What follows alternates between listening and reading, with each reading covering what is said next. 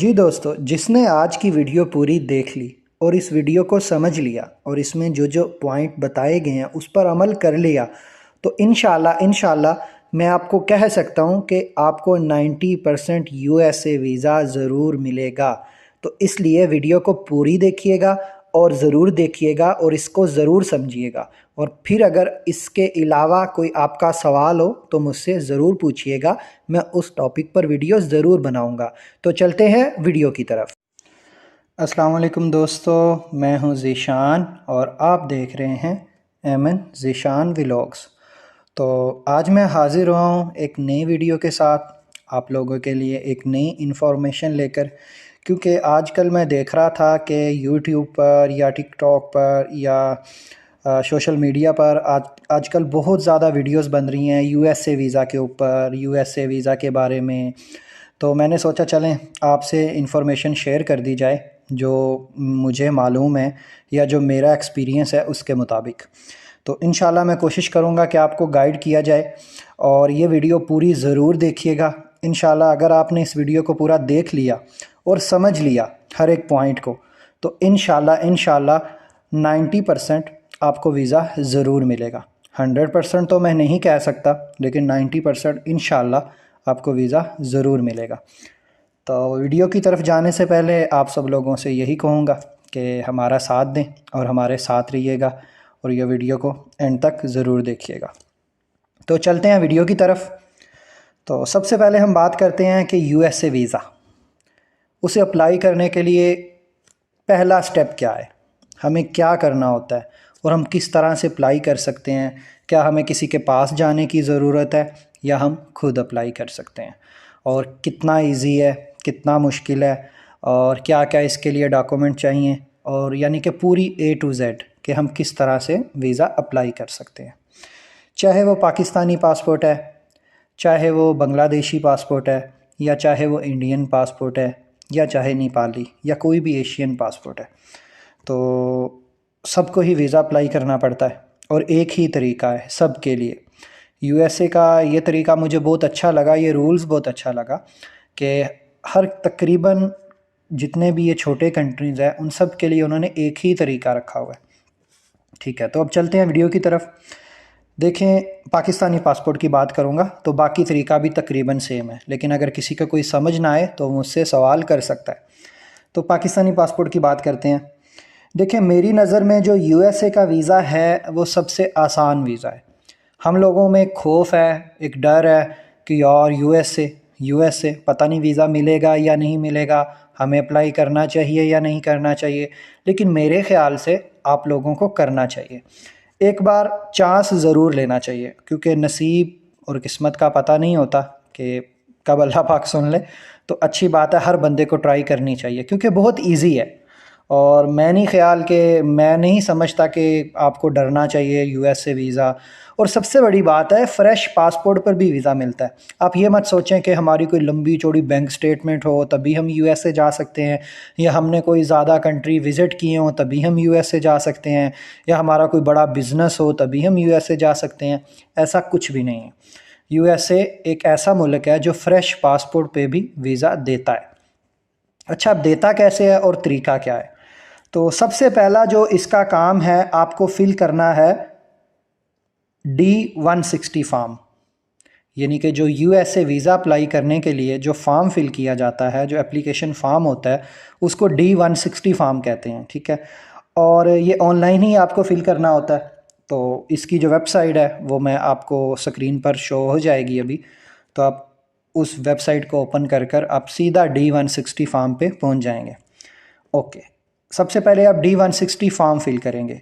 अब इस फॉर्म को फिल कैसे करना है, ये कोई अलजबरा नहीं है, बहुत आसान है। ठीक है, इसमें वो आपसे क्या पूछेंगे, आपका नाम, वालिद का नाम, वालदा का नाम, आपसे रिलेटेड, यानी कि जो आपकी पर्सनल लाइफ को तो नहीं छेड़ते हो, ज़्यादा डीपली नहीं जाते, लेकिन एक नॉर्मल से जो जनरल सवालात होते हैं वही आपसे करते हैं। ठीक है, तो वो आपने सारे फिल करने हैं। और उसके बाद वो ये पूछेंगे आप क्या करते हैं, आपका काम क्या है।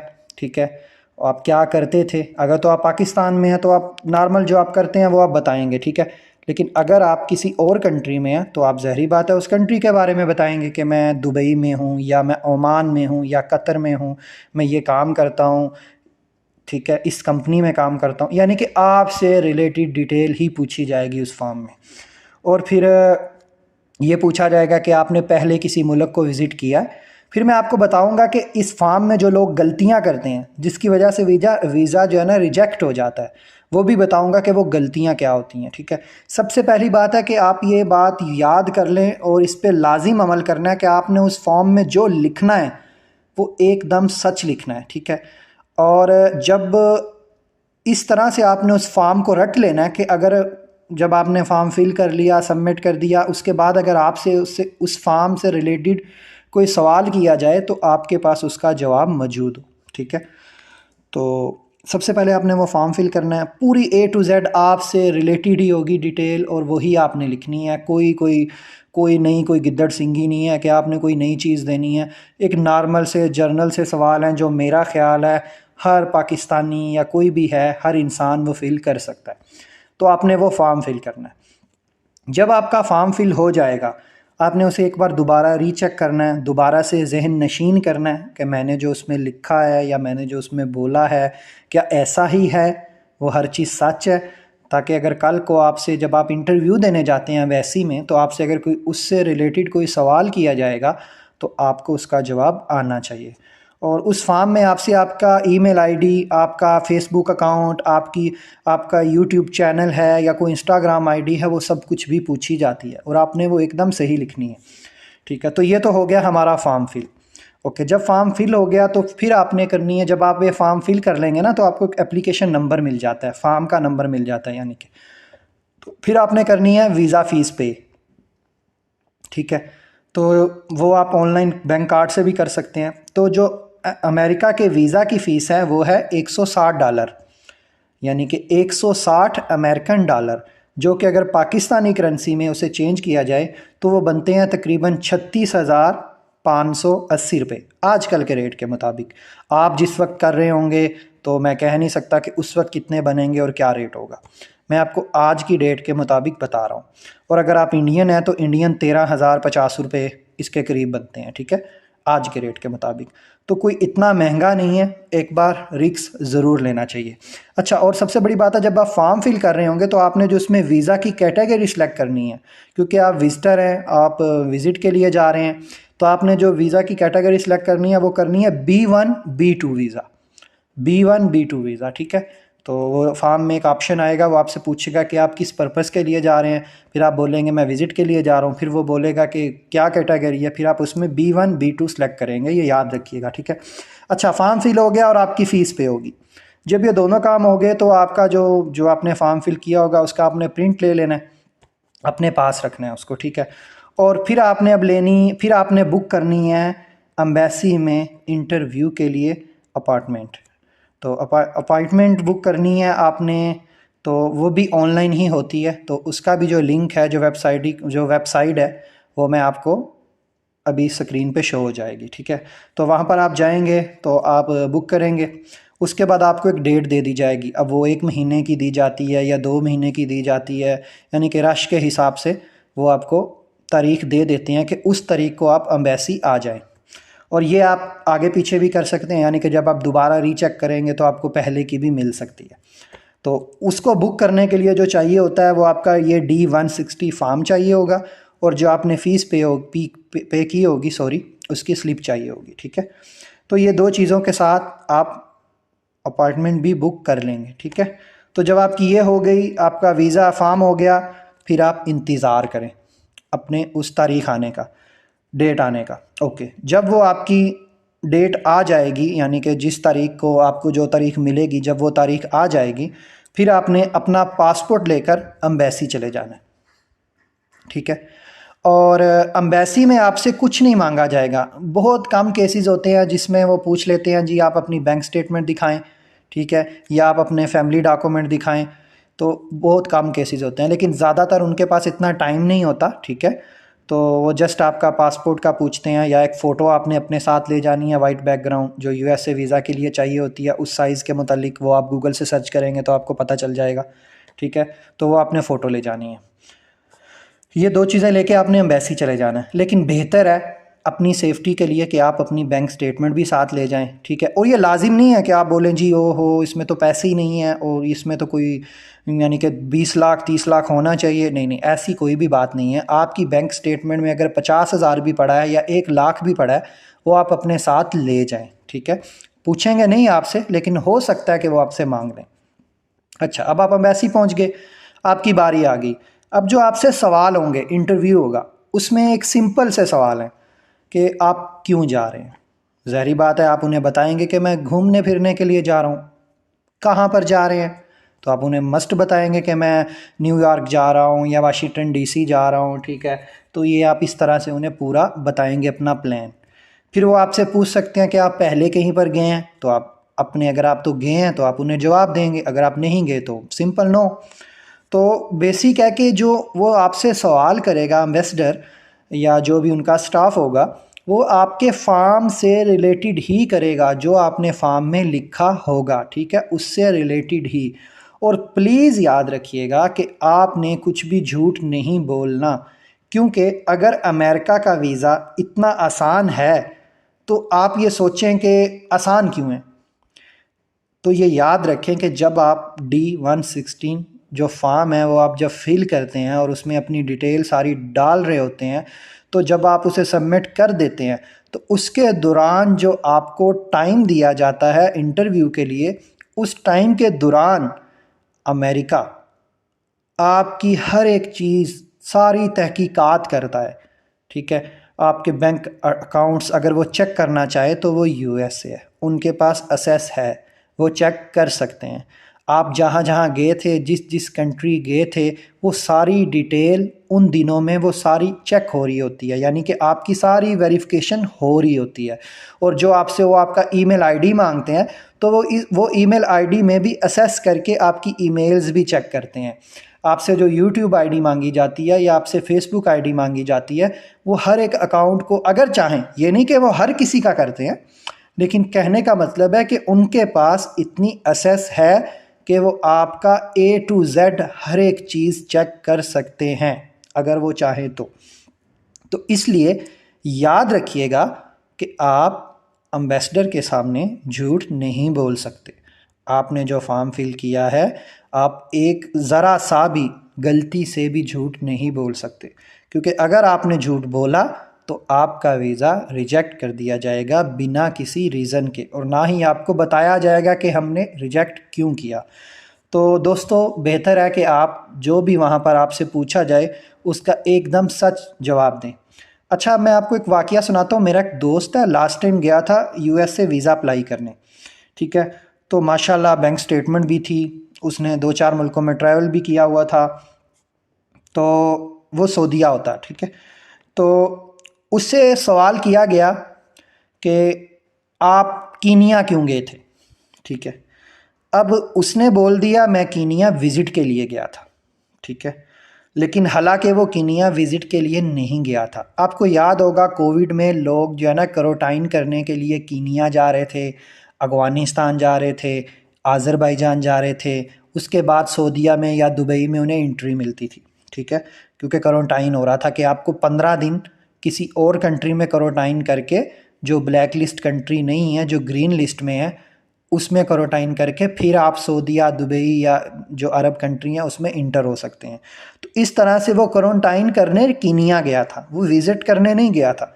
तो उसने बोल दिया कि मैं विज़िट करने गया था, तो उसी वक्त उन्होंने उसका वीज़ा रिजेक्ट कर दिया, उसे वाइट पेपर दे दिया और बोला सॉरी नेक्स्ट टाइम। तो आप यहाँ से अंदाज़ा लगा लें कि उन्हें A to Z हर एक चीज़ का पता है कि आप क्यों गए थे, किस लिए गए थे, आपने उस मुल्क में जाके क्या किया, आप वहाँ पर कितने दिन रहे, आपने क्या अनलीगल काम किया, क्या लीगल काम किया, क्या आप ओवर स्टे हुए, क्या आप ओवर स्टे नहीं हुए, आप किस तरह अगर डिपोर्ट हुए तो क्यों हुए। अगर तो A to Z detail America के पास होती है तो बेहतर है कि आप सच बोलें, आपको कोई कुछ नहीं बोलेगा, जस्ट सवाल है और आपने उनका जवाब देना है, ठीक है। तो बेहतर है कि आप सच बोलें, क्योंकि दोस्तों देखें, जब आप D-160 फॉर्म फिल कर देते हैं ना, तो वो जो बीच में जो जितने दिन मिलते हैं ना, उन दिनों के दौरान ही अमेरिका फ़ैसला कर चुका होता है कि इस बंदे को वीज़ा देना है या नहीं देना। 70% फ़ैसला हो चुका होता है आपके वीज़े का दोस्तों, ठीक है। बाकी जो 30% रह जाता है वो आपको एम्बेसी इसीलिए ही एम्बेसी में बुलाती है कि आपसे फ़ेस टू फेस बात कर ली जाए, आपका कॉन्फिडेंस लेवल चेक कर लिया जाए, ठीक है, और आपसे सवालात कर लिए जाएं जो आपने फॉर्म फिल किया है और आपको चेक कर लिया जाए। तो उसका मकसद ही ये होता है। और अगर उन्हें आप ठीक लगते हैं तो फिर आपको वो उसी वक्त फौरी तौर पे एक ऑरेंज कलर का पेपर देते हैं और आपका पासपोर्ट रख लेते हैं, और विदिन 2 से 3 दिन में आपके पासपोर्ट पे स्टिकर पेस्ट होके आ जाता है, ठीक है। और मज़े की बात है दोस्तों कि जो अमेरिका वीज़ा देता है वो 5 साल का मल्टीपल वीज़ा देता है, यानी कि एक बार में ही आपको 5 साल का वीज़ा दे दिया जाता है पाकिस्तानी पासपोर्ट पे, ठीक है। और जो इंडियन पासपोर्ट है उस पर 10 साल का वीज़ा दिया जाता है। और जब आपको पाकिस्तानी पासपोर्ट पे 5 साल का वीज़ा दे दिया जाता है तो फिर आप नेक्स्ट टाइम 10 साल का भी ले सकते हैं। वो बाद में बताएंगे उसके वो किस तरह ले सकते हैं। तो ये एक सिंपल सा तरीक़ाकार है अमेरिका वीज़ा के लिए, कि जो कि सारा सच की बुनियाद पर है कि आपने सच बोलना है और कोई भी गलती नहीं करनी। तो अमेरिका वीज़ा के जो स्टेप हैं, सबसे पहले है D-160 फॉर्म, ठीक है। उसके बाद आपने ऑनलाइन जो अपॉइंटमेंट बुक करनी है, ठीक है। उसके बाद आपका इंटरव्यू है और इंटरव्यू में सवाल जवाब है, और उसके बाद आपको 5 साल का वीज़ा है या आपका वीज़ा रिजेक्ट है। बस ये एक सिंपल सा तरीक़ाकार है। तो हम लोगों ने इसे बहुत मुश्किल किया हुआ है। देखिए, हमें किसी के पास जाने की ज़रूरत नहीं है, किसी एजेंट को पैसे देने की ज़रूरत नहीं है, ठीक है। ये हम खुद सारा काम अपने मोबाइल से या अपने लैपटॉप से घर बैठकर कर सकते हैं, और डरने की बिल्कुल भी ज़रूरत नहीं है। मेरे ख़्याल से हर पाकिस्तानी को, हर इंडियन को या हर भाई को एक बार ये वीज़ा ज़रूर ट्राई करना चाहिए। लेकिन फिर भी अगर आप लोगों को कोई समझ नहीं आती या किसी सवाल का जवाब जो शायद मैं आपको नहीं दे सका या मेरे माइंड से वो निकल गया, तो आप वो मुझसे पूछ सकते हैं। मैं आपको बेहतर गाइड करूँगा, ठीक है, और आपको अच्छे तरीके से उसका जवाब और तरीक़ाकार भी बताऊँगा, ठीक है। अगर आपको D-160 फॉर्म फिल करने में कोई मुश्किल आ रही है तो वो भी आप मुझसे पूछ सकते हैं। लेकिन देखें कि इसका ये सिंपल तरीका है कि आप D-160 जो फॉर्म है उसकी वेबसाइट पे जाएं, उसे पहले फेक फिल करें, यानी कि आप अपना पासपोर्ट ना डालें, आप कोई भी पासपोर्ट, कोई भी नाम, उस तरह से आप उसे फेक फिल करते जाएं, नेक्स्ट स्टेप करते जाएं। तो आपको एक बार सारे सवाल जो उस फॉर्म में पूछे जाते हैं वो आपको मिल जाएंगे, और फिर नेक्स्ट टाइम आपको एक आइडिया हो जाएगा कि हाँ, अब मुझे अपना जो रियल इन्फॉर्मेशन देनी है वो क्या क्या देनी है, किस तरह से देनी है, ठीक है। तो बेहतर है कि आप पहले एक बार फेक फॉर्म फिल करें ताकि आपको आइडिया हो जाए, और उसके बाद फिर आप जो आपकी रियल डिटेल है वो सारी आप उसमें फिल करें, और इंशाल्लाह ये आप एक बार ट्राई ज़रूर करें, इंशाल्लाह आपका वीज़ा लगेगा। अच्छा, अब जो मज़े की बात है कि कुछ लोगों को वीज़ा भी मिल जाता है, ठीक है, लेकिन जब वो अमेरिका के लिए ट्रैवल करते हैं तो डिपोर्ट हो जाते हैं, उन्हें एंट्री नहीं मिलती। अब उसकी क्या वजह है? वो बहुत कम होता है, अमेरिका बहुत कम डिपोर्ट करता है, लेकिन करता है, ठीक है। वो इसलिए होता है कि देखें, अब आपने वीज़ा भी ले लिया, आपने टिकट्स भी करा ली और आप अमेरिका भी चले गए, ठीक है। अब आपने जो टिकट्स करवाई है, अब आपने सोचा यार सस्ती जिधर की मिल रही है ना उधर की करवा ली जाए, बस अमेरिका चले जाओ, अमेरिका पहुंच जाओ एक बार, ठीक है। ऐसा नहीं होता दोस्तों। देखो, अब जो अमेरिका का फेमस सिटी है वो है न्यूयॉर्क, ठीक है।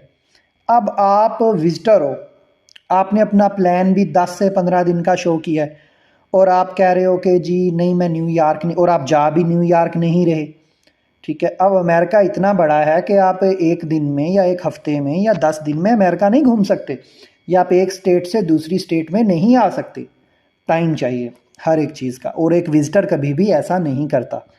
तो इसलिए कुछ दोस्त ऐसा करते हैं कि सस्ती टिकट के चक्कर में जो है ना किसी ऐसी स्टेट की टिकट करवा लेते हैं जहाँ पे टूरिस्ट जाता ही नहीं है, यानी कि जो फेमस ही नहीं है, जहाँ पे कोई देखने वाली चीज़ ही नहीं है, ठीक है। तो वहाँ की टिकट करवा के अमेरिका लैंड कर जाते हैं, ठीक है। और जब फिर वो इमिग्रेशन के पास जाते हैं तो इमिग्रेशन उन्हें पकड़ लेती है, बोलती है हाँ भाई क्या लेने आए हो इधर, तो आप उनको कहते हो मैं तो विजिटर हूँ, मैं तो घूमने आया हूँ। तो जब वहाँ पर कोई टूरिस्ट ही नहीं जा रहा और वहाँ पर कोई जाता भी नहीं है, तो आप वहाँ पर जाओगे तो इमिग्रेशन वाला क्या किस तरह मान लेगा कि आप घूमने आए हो। ठीक है, तो बेहतर है दोस्तों कि आप अगर अमेरिका जा रहे हैं तो ऐसे सिटी की टिकट करवाएं या ऐसी स्टेट की टिकट करवाएं जो फेमस है, जहाँ पे टूरिस्ट जाते हैं, जो घूमने की जगह है। लाइक आप न्यूयॉर्क, और मेरे ख्याल से आप न्यूयॉर्क ही जाएं। फर्स्ट टाइम जब भी आप अमेरिका में एंट्री करें तो आप न्यूयॉर्क में ही करें। ठीक है, और दूसरा जो आपको कहूँगा कि आप डायरेक्ट फ़्लाइट लें, कोशिश करें कि आप डायरेक्ट फ़्लाइट से जाएं तो आपके सवालात कम होंगे। लाइक अगर आप दुबई से जा रहे हैं तो आप दुबई टू न्यूयॉर्क, अगर आप कतर से जा रहे हैं तो दोहा टू न्यूयॉर्क, अगर ओमान से जा रहे हैं तो मस्कट टू न्यूयॉर्क, अगर आप सऊदी अरेबिया से जा रहे हैं तो जद्दा टू न्यूयॉर्क। तो आप डायरेक्ट फ़्लाइट लें, इससे आपके लिए आसानी होगी, इमिग्रेशन में आसानी होगी, इमिग्रेशन पास करने में आपके लिए आसानी होगी, आपसे कम सवालात किए जाएंगे। क्योंकि ये मैंने आपको इसलिए बोला दोस्तों क्योंकि लास्ट टाइम मेरा एक फ्रेंड अभी अमेरिका गया है, तकरीबन एक हफ़्ता, हाँ एक हफ़्ता 10 दिन हो गए हैं उसे। तो उसने उस स्टेट की टिकट करवा ली जहाँ पे टूरिस्ट ही नहीं जाता। ठीक है, अब जब वो वहाँ पर एयरपोर्ट पर पहुँचा तो उन्होंने जब बोला उसे कि भाई आप इधर क्या लेने आए हो, तो उसने बोला जी कि मैं घूमने आया हूँ। तो उन्होंने बोला ये तो घूमने की जगह नहीं है, यहाँ पर तो लोग नहीं आते, आपको तो अगर आप घूमने आए हैं तो आप न्यूयॉर्क क्यों नहीं गए। यानी कि ये फजूल सवाल उससे होना शुरू हो गए। और देखें ये उसी की गलती है कि उन्हें उसने अमेरिकन इमिग्रेशन को ये सवाल करने का मौका दिया।